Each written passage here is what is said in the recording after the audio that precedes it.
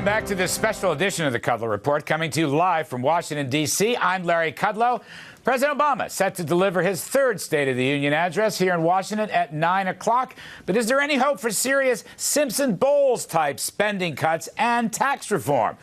Moments ago, I spoke with two distinguished members of the Senate, Mark Udall, Democrat from Colorado, and the Vice Chair of the Senate Republican Conference, John Barrasso of Wyoming. Please take a listen. Gentlemen, welcome back. Mr. Udall, if I can begin with you, are we going to get any work done on spending cuts and deficit cuts and tax reform? Or are we going to spend the whole year on class warfare, tax the rich, let's beat up on Mitt Romney's tax returns? What's it going to be, Senator Udall? Larry, that's quite a contrast. I'm all for the former plan.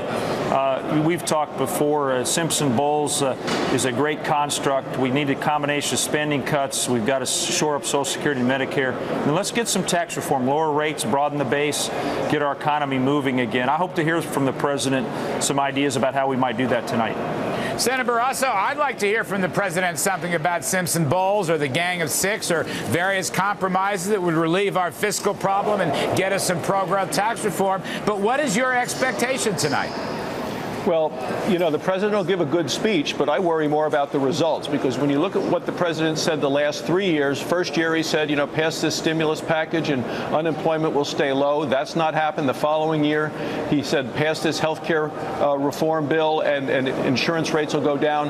That didn't happen. Last year, he said, win the future. So I think that we're looking at 3 years of the president getting everything that he has actually wanted to get. And now we're living under the Obama economy. And I think it's not working out well for America, which is why only 20% of the people in this country think that we're heading in the right direction and we're on the right track.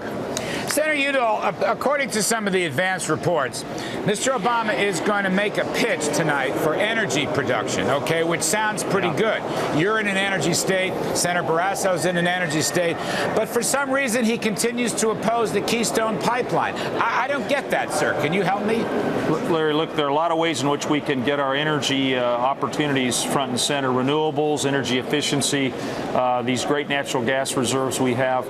I think it's in that, but to your point, I think the Keystone Pipeline's probably in the national interest. But look, the people in Nebraska said we don't want this pipeline running through the sand hills. It's now been proposed to reroute it. They ought to have their say.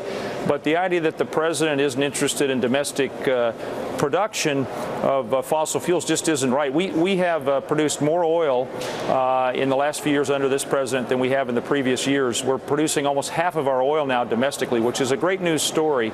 But let's not just focus on the Keystone Pipeline. Let's focus on all the broad opportunities that we have to produce energy here, both renewable and fossil fuel based.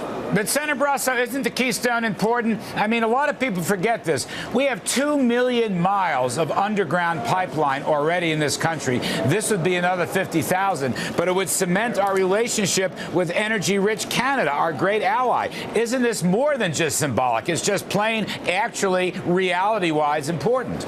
It is both energy security and national security. China is focused on the Keystone XL pipeline because they want to buy that oil. And even the Prime Minister of Canada said he's ready to sell it to China, which means we're going to be buying more oil from Saudi Arabia. It makes no sense to me from either an economic standpoint or an energy security standpoint for us to continue to send all of this money to the Middle East, to people who are not necessarily our friends. We should be getting this energy from our northern neighbor, Canada. I think it's a responsible thing to do. Plus, there are new jobs immediately available, 20,000 jobs here in the United States, people who are waiting, wanting those jobs. And to me, that was a very raw political decision by the president, and I think it was one of the major mistakes of this administration. All right, gentlemen, thank you very much. We're always short and abbreviated on State of the Union night.